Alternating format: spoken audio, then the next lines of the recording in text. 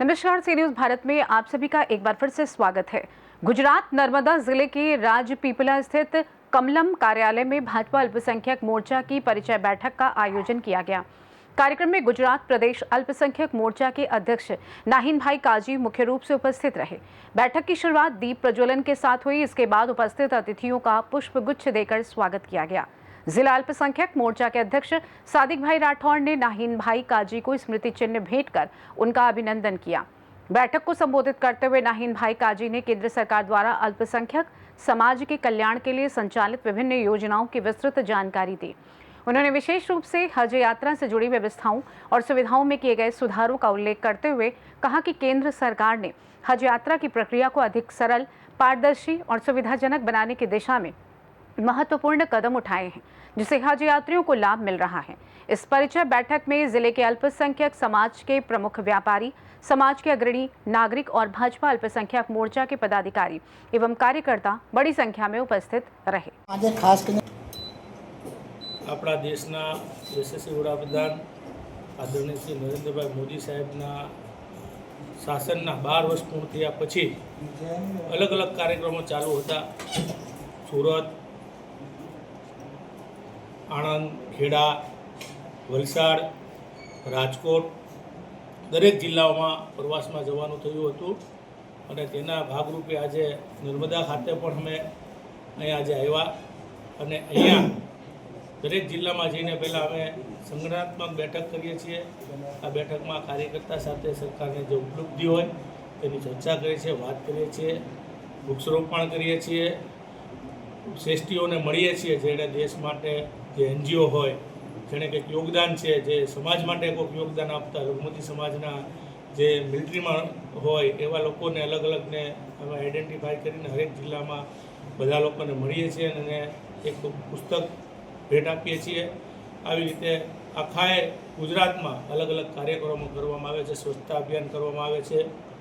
સરકારની ઉપલબ્ધિઓ લઘુમતી સમાજને સારી એવી હજની સુવિધા સરકારે પૂરી પાડી છે। ખૂબ સરસ હજ 2025 અને 26ની ઐતિહાસિક હજો અત્યાર સુધીમાં કહેવાય એવી હજ સરકાર દ્વારા પૂર્ણ કરવામાં આવી છે।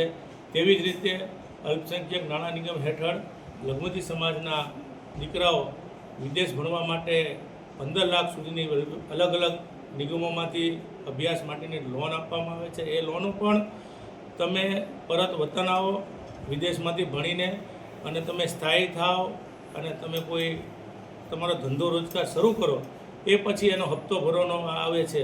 આવા છેલ્લા 3 વર્ષની અંદર 101 લોકો ભણવા ગયા લોન લઈને અને ત્યાંથી આવીને લગભગ 60 જેટલા ડૉક્ટર બનીને આવ્યા છે। એટલે આ પણ એક સીધી કાર્યકર્તા સુધી પહોંચે અને લોકો સુધી પહોંચાડીએ એવી જ રીતે અમે વિવિધ લાભાર્થીઓને મળીએ છીએ જેણે સરકાર પાસેથી વિવિધ યોજનાઓનો લાભ લીધો હોય, ઉજ્જવલા યોજના હેઠળ ગેસ કનેક્શન લીધું હોય, તેવી જ રીતે પ્રધાનમંત્રી શ્રી આવાસ યોજના હેઠળ મકાન લીધું હોય, તેવી જ રીતે તમે આયુષ્યમાન કાર્ડ હેઠળ 10 લાખ રૂપિયા સહાય છે હેલ્થની, એમાં કોઈ જો ઓપરેશન કરાયું હોય તો તેની સાથે ગેટ ટુગેધર કરીએ છીએ, તેની સાથે વાત કરીએ છીએ કે આ પૈસા ન હોત તો તમારા રિશ્તેદારનું તમારું શું થતું। એવી આ ચર્ચા મોદી સાહેબની જે ઉપલબ્ધિ છે જે ખરેખર લઘુમતી સમાજ પાસે છે એને વાત કરીએ છીએ। આ માટે આજે અહીંયા નર્મદા ખાતે રાજપીપળા ખાતે આવવાનું થયું। વિવિધ લોકોના સમાજના વેપારીઓને પણ મળ્યા અને એ લોકો સાથે પણ શું કરવું જોઈએ આગામી દિવસોમાં વેપારીઓ સાથે પણ ચર્ચા કરી। ખૂબ આજના દિવસના સરસ પ્રોગ્રામ રહ્યા। અહીંયા જિલ્લાના પ્રમુખ સંગઠનના નીલભાઈ, ધારાસભ્યશ્રી, સાંસદ સભ્યશ્રી બધા સાથે વાર્તાલાપ થયો છે। ટેલિફોનિક ઘણાને મિટિંગ હોય એટલે ટેલિફોનિક પણ વાત થઈ છે। જિલ્લા લઘુમતી મોરચાના પ્રમુખ સાદિકભાઈ અને આખી ટીમ આખા દિવસ દરમિયાન અહીંયા સાથે રહી।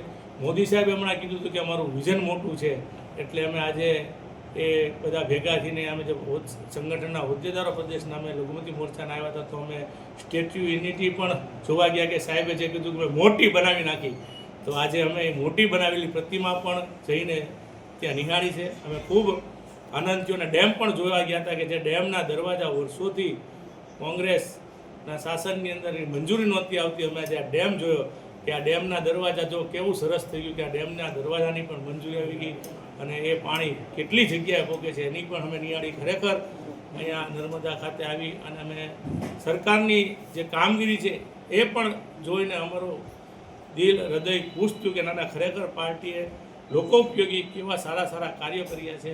હું આ તકે જિલ્લાની ટીમ અને માઇનોરિટી લઘુમતી મોરચાની ટીમને અભિનંદન આપું છું કે સવારથી જ બધા લોકો દરેક કાર્યક્રમની અંદર સારી એવી સંખ્યામાં ઉપસ્થિત રહ્યા છે. જય હિન્દ, वंदे मातरम, भारत माता की जय। नर्मदा से सी न्यूज संवाददाता वसीम की रिपोर्ट।